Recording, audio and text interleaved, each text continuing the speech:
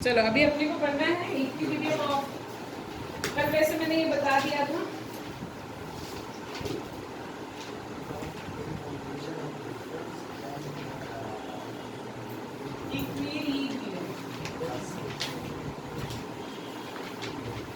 बात तो स्टार्ट कर दिया ना।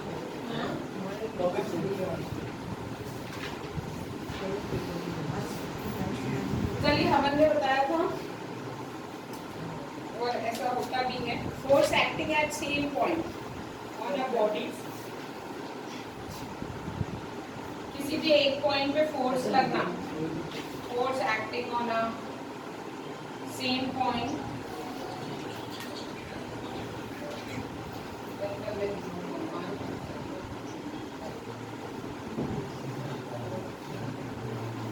forces acting at same point on a body are called as, ये तीनों concurrent forces है क्योंकि ये सब पॉइंट O पे लग रहे हैं, है ना। अब उन्होंने बोला है when a number of force act at same point and net force is 0, तो हम उसको बोलेंगे the body is said to be in equilibrium। अगर ये सब मिलके इस पॉइंट O को कहीं मूव नहीं कर रहे हैं तो इक्विलिब्रियम। ये तीन फोर्सेस कंकरेंट फोर्सेस है और अगर ये O पॉइंट कहीं मूव नहीं कर रहा है तो ये इक्विलिब्रियम स्टेट में है। जो इस O पॉइंट पे नेट फोर्स होगा, that force is vector F1 plus vector F2 plus vector F3। अगर मैं इसको ऐसा उठा के पैरेलल बनाऊं तो ये ऐसा F1 फिर F2 को अपन लोग बनाते हैं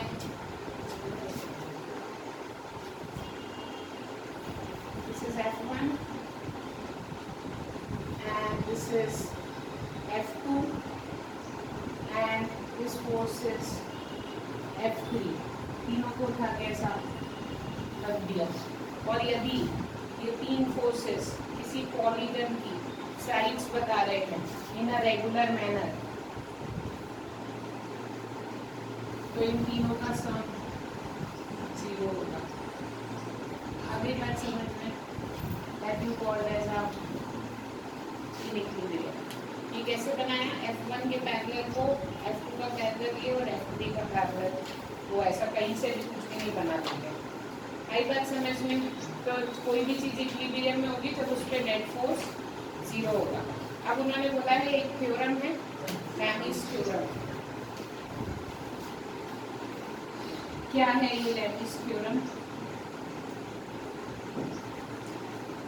मैथ्स की वजह से लैमिस थ्योरम बोलती है कि अगर मान लो हमारे पास तीन फोर्सेस हैं and it can be represented and the angle between the forces are given F1, F2 and F3। This is the force F1, this is force F2 and this is force F3। इनके बीच का angle दिया हुआ है alpha, beta and alpha, beta and gamma. ठीक है, आप कुछ भी ले लो एक ही, ठीक है।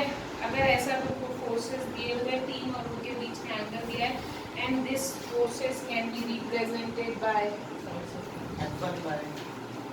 सम polygon triangle. This is F1, इसको उठा के यहाँ पे ऐसा पैरेलल बनाओ। दिस इज योर F2, इसको उठा के यहाँ बनाओ।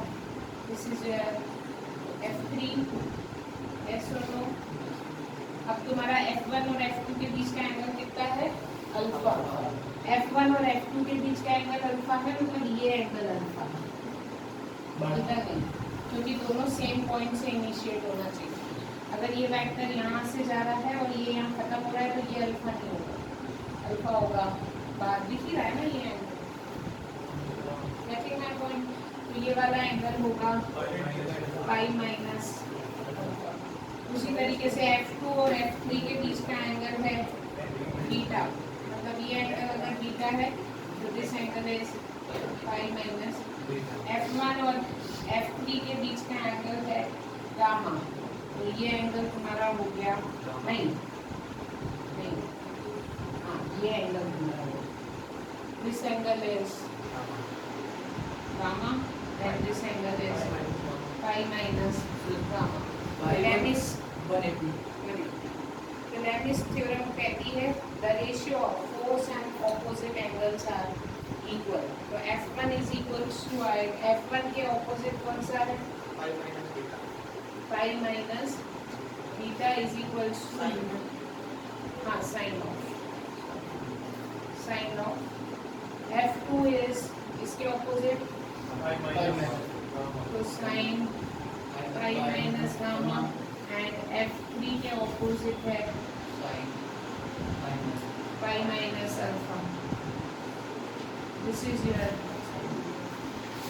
Lami's theorem. हाँ sine 180 minus theta sine theta ही होता है। तो इसको लिख सकते हैं F1 upon sine beta is equals to F2 upon sine gamma is equals to F3 upon sine. Lami's theorem का स्टेटमेंट याद होना चाहिए। स्टेटमेंट लिखने के लिए आता है if three forces acting on a particle keep it in equilibrium, वो उस पॉइंट को इक्विलिब्रियम में रख रहा है, मतलब वो पॉइंट कहीं भी मूव नहीं हो रहा है, then each force is proportional to sine of angle between the other two forces. Each force is proportional to sine of angle between other two forces. Beta किसके बीच का एंगल है? F2 और F3 के बीच में। आई बात समझ में? This is your Lami's theorem. इस पे बेसिकली न्यूमेरिकल है। एक न्यूमेरिकल मैं करा देती हूँ। हम NCERT का है शायद ये numerical. A mass of 6 kg is suspended by a rope length 2 meter from a ceiling. Question है एक सीलिंग है, उस सीलिंग से 2 मीटर की रस्सी पे एक 6 kg का वेट लटक रहा है। ये रस्सी पे टेंशन आएगा क्योंकि ये खिंची हुई है। अपन ने हॉर्स वाले में पढ़ा, जब भी रस्सी पे कोई फोर्स आता है तो उसको अपन टेंशन कहते हैं। तो एक सीलिंग से 2 मीटर की रस्सी पे एक 6 kg वेट लटका हुआ है। उन्होंने बुलाया force of 50 Newton in the horizontal direction is applied at the mid point of rope. मतलब ये 1 मीटर ऊपर 1 मीटर यहाँ से पकड़ के मैंने 50 न्यूटन के फोर्स से इसको यहाँ खींच दिया तो अब ये ऐसा नहीं रहेगा, ये ऐसा हो जाएगा। yes or no? यहाँ पे 50 न्यूटन का फोर्स लग रहा है, रस्सी ऐसी हो जाएगी। उन्होंने बोला है what is the angle the rope makes with the vertical in equilibrium. मतलब ये रोप वर्टिकल के साथ कितना एंगल बनाएगी जब ये पूरी सिचुएशन इक्विलिब्रियम में है।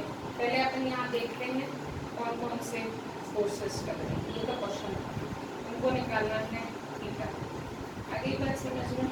ओके, अब हम देखते हैं वर्टिकल यानी ये या फिर ये दोनों सेम।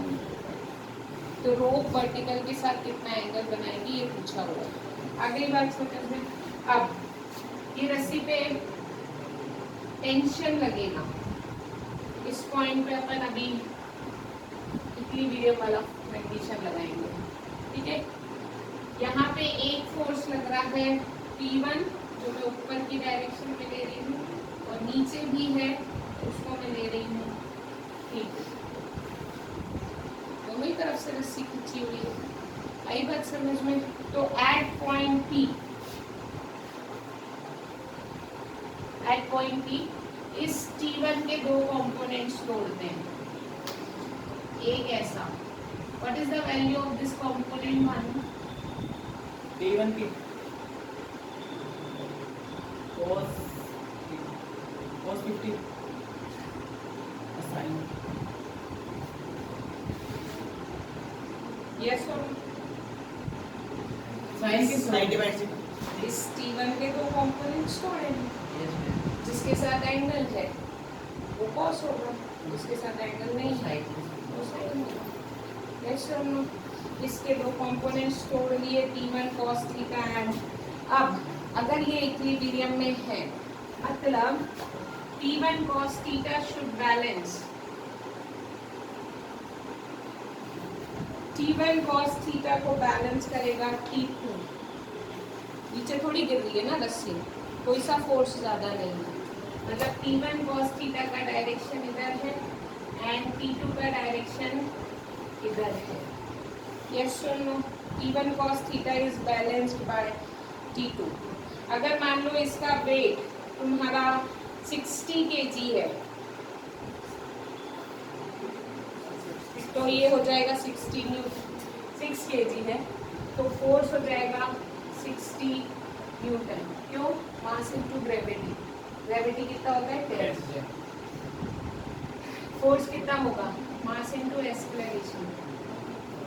तो ये फोर्स कितना है mg, मास कितना है 6, एक्सेलरेशन होता है 10, तो फोर्स कितना हुआ T2 60। T1 sin theta is balance bye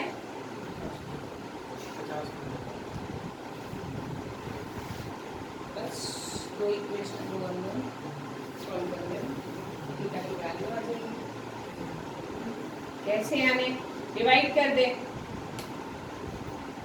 tan theta आ जाएगा।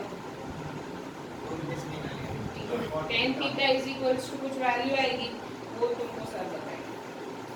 मैंने तुमको पहले ही बोल दिया था कैसे आएगी, वो अभी नहीं बताएगा। या तो क्वेश्चन में गिवन रहेगा पर इस टाइप के क्वेश्चन आएंगे, तो ये तुमको करने हैं, बैलेंस करना है फोर्सेस को। अब motion of connected bodies,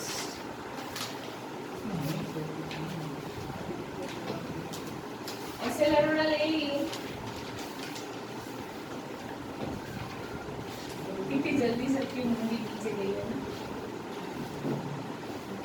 ma'am lockdown में इतना ही पढ़ रहे हैं, यही बहुत है। आप अलग ही मोशन ऑफ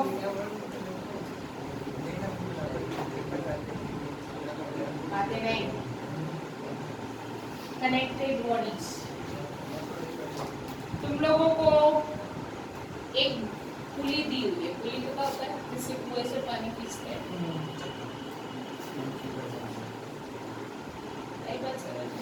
इससे धागे से ऐसा यहाँ पे एक वेट लटक रहा है, उसका वेट है m, तो नीचे फोर्स लगेगा mg।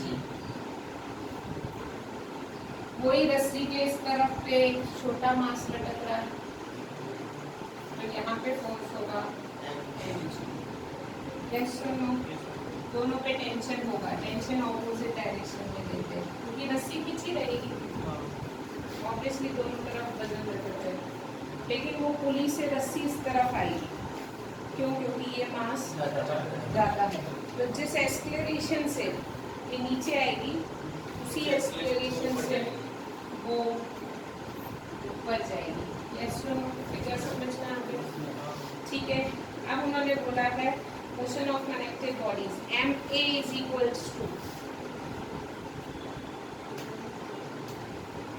mg minus e। Yes और नो? इसको ये बात समझना है। नेट फोर्स नीचे आ रहा है, back net force is given by mass into acceleration. इसका मास कितना है, एक्सेलरेशन कितना है, ये नीचे कब आएगा जब ये फोर्स इस फोर्स से ज्यादा होगा, तो mg minus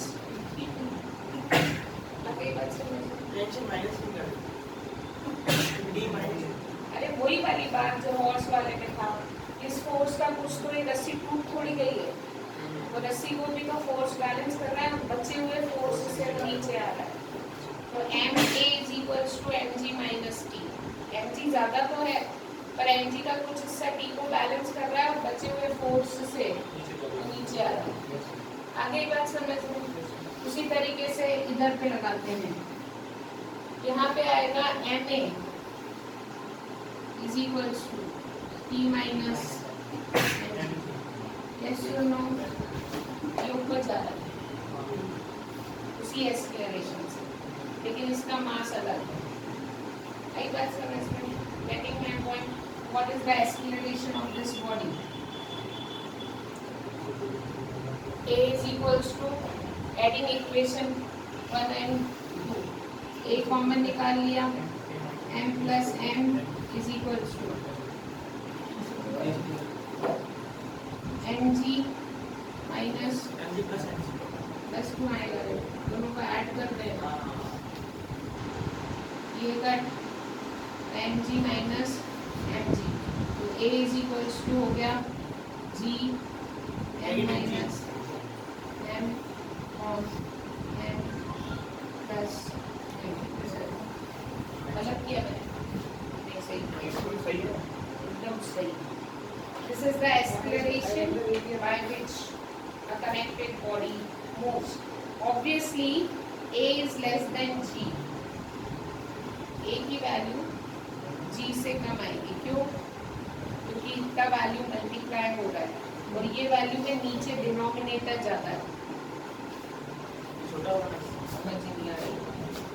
A is equals to G into small value point में, क्यों पॉइंट में 0 पॉइंट समथिंग, क्यों? क्योंकि m प्लस m है, डिनोमिनेटर ज़्यादा आएगा, न्यूमरेटर कम होगा, जब इसको डिवाइड करोगे तो वैल्यू 1 से छोटी आएगी, और जब g को 1 से छोटी वैल्यू से मल्टीप्लाई करोगे तो a छोटा आएगा, मतलब a is less then g। एक बात समझ लो, a g से छोटा होगा, बोला था। अरे छोटी वैल्यू 1 से डिनोमिनेटर बड़ा है, डिवाइड ही होगा ना, इसको लिखेगा ऐसा 0.9 है तो इसको क्या लिखेगा 9/10।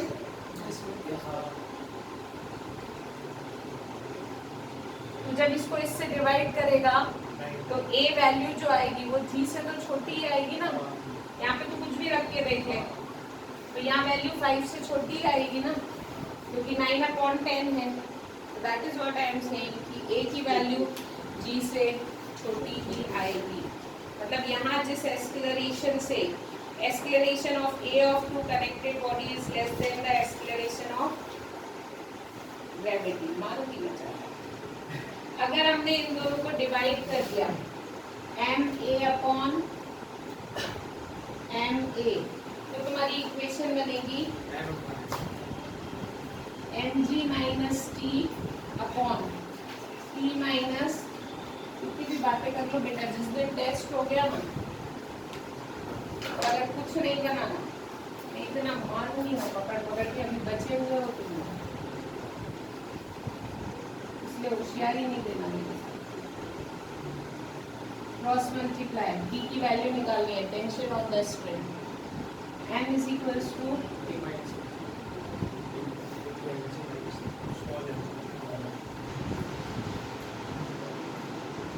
टी को एक तरफ ले आओ,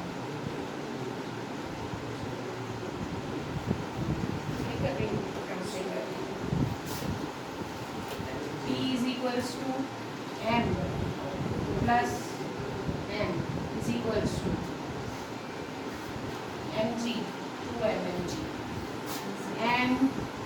mg, ये इधर जाके बनेगा प्लस का, नहीं समझ में आया? इसको मेरे को पता है कैसे आएगा, ये माइनस करना, इधर गया प्लस का, ये प्लस का है और ये इधर से इधर आया, अब तो आए मेरी।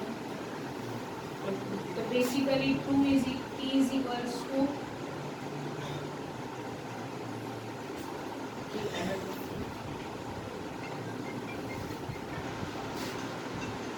ठीक है, ओके, गेटिंग माय पॉइंट, बस हो गया,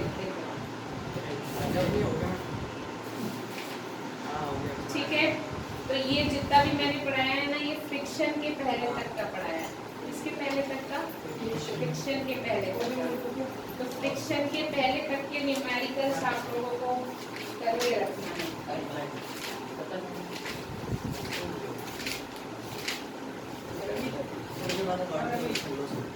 समीर ये बंद कर।